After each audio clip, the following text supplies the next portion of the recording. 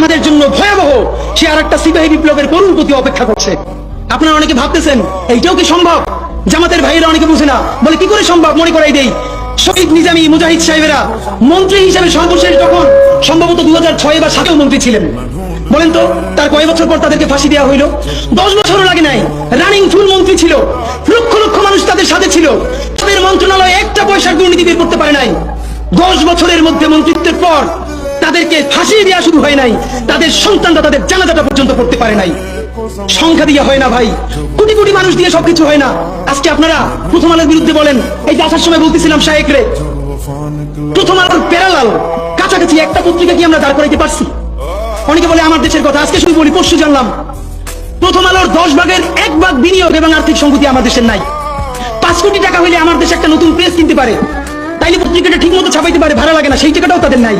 ভাই, ভালোবাসা দিয়া পয়সার কাজ হয় না। 50,000 টাকা যে এই লোকটার স্যালারি, এই কাজ যদি 20,000 টাকা দিয়ে করাইতে চান, কোনদিন 50,000 টাকা রিপোর্ট এবং স্কিল আপনি পাবেন না। ওই 50,000 টাকাই লাগবে। মানুষ মাঠা কাটে 3 দিন, একজনকে দাওয়াত খাওয়ায় 2 দিন 3 দিন, তারপরে আর চলে না। আমাদের আর্থিক যোগ্যতা অর্জন করতে হবে। আমাদের অনেকগুলো প্রতিষ্ঠান লাগবে, একটা প্রতিষ্ঠান না।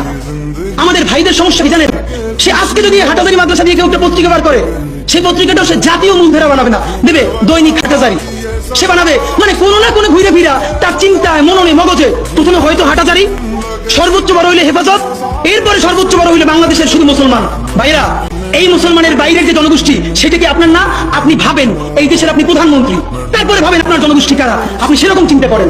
সুতরাং আমি কথায় অনেক ভুলভ্রান্তি বলতে পারি, কিন্তু বিশ্বাস করেন আমার কলিজা চিল্লেও আপনারা শুধু যেটা পাবেন সেটা হইল, আমি চক্ষু বন্ধ করে দেখতে পাই। আমরা যদি যোগ্যতা নিয়ে 5-10 বছরের মধ্যে দাঁড়াইতে না পারি, এই ভিডিও, এই ছবি, এই শহীদ পরিবার, এই আহত, এদের জীবন তো শেষ। এদের পরবর্তী জেনারেশনকে পর্যন্ত কি ভয়ানক গণহত্যার শিকার হইতে হবে আমরা চিন্তাও করতে পারতেছি না। সুতরাং বাংলাদেশের স্বাধীনতা, সার্বভৌমত্ব, বাংলাদেশের ইসলাম এবং মুসলমানকে বাঁচাইতে হইলে আমাদেরকে তুমুল যোগ্যতা অর্জন করতে হবে।